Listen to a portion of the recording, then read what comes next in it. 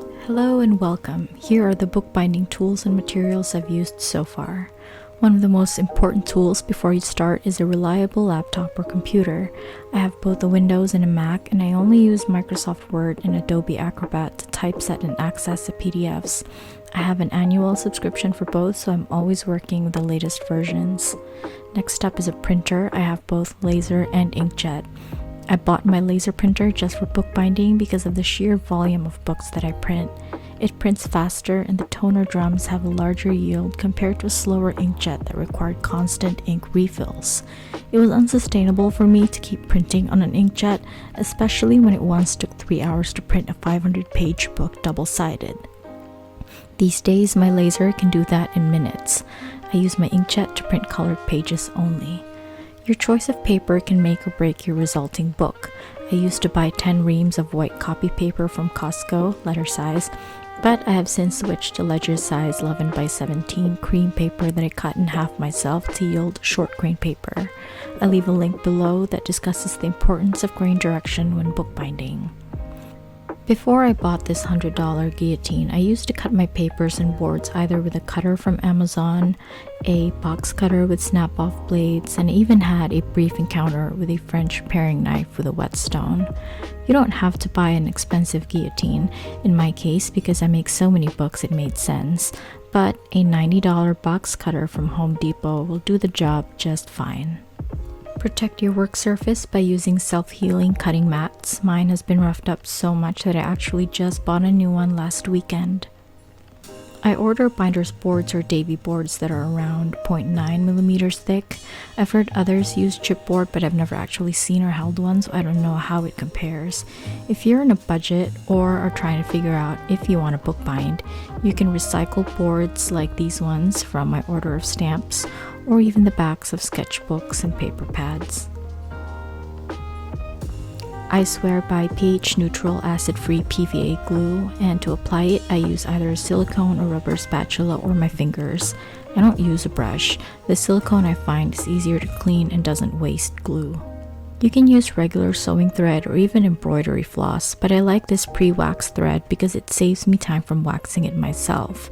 If you can't get a hold of this, just get a thing of beeswax and run your floss through. It's inexpensive and you'll have a wider range of floss colors to pick from. A curved needle is the only needle I use for bookbinding, but you can use a straight needle if you prefer.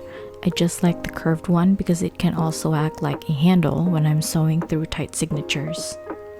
If you're going to buy a folding implement, I suggest making sure you're getting either an authentic bone folder or a Teflon folder. Any sharp pair of scissors will do. You will need an awl or owl to punch your signatures, or this bookbinding kit that C Lemon reviewed on her channel, which I will link for you as well. I use this mechanical pencil so I don't have to sharpen anything. Here's my collection of satin ribbons that I keep forgetting I have, so only a few of my books have bookmarks. Binders clips to hold signatures or the text block down while sewing or gluing. Linen tapes, I like the 1/2-inch ones, and lots of pre-made headbands. You can make your own with a leather, cord, and thread, but it's too much work for me, so I've never attempted it. One day I might. Rulers, plastic and metal. I like this big metal one with a foam back for cutting my boards.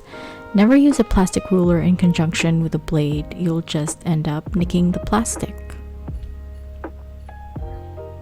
Yards of mole. It's also known as super, crash, and some other names I can't remember.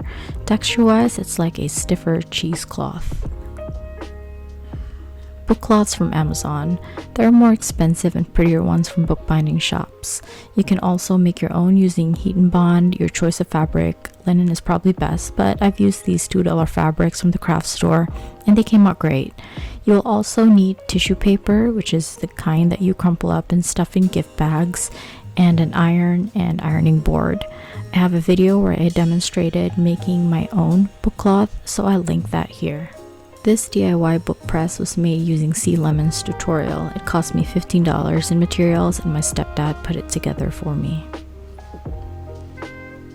When I started rounding and backing the spines, I didn't want to spend the $90 on a bookbinder's hammer or a cobbler's hammer, so I bought this $12 ball peen hammer instead. Works great. To help with backing, I bought these backing boards from affordablebindingequipment.com. Jim, the owner, is based in Lodi, which is less than an hour away from me, so I just drove down there to pick it up.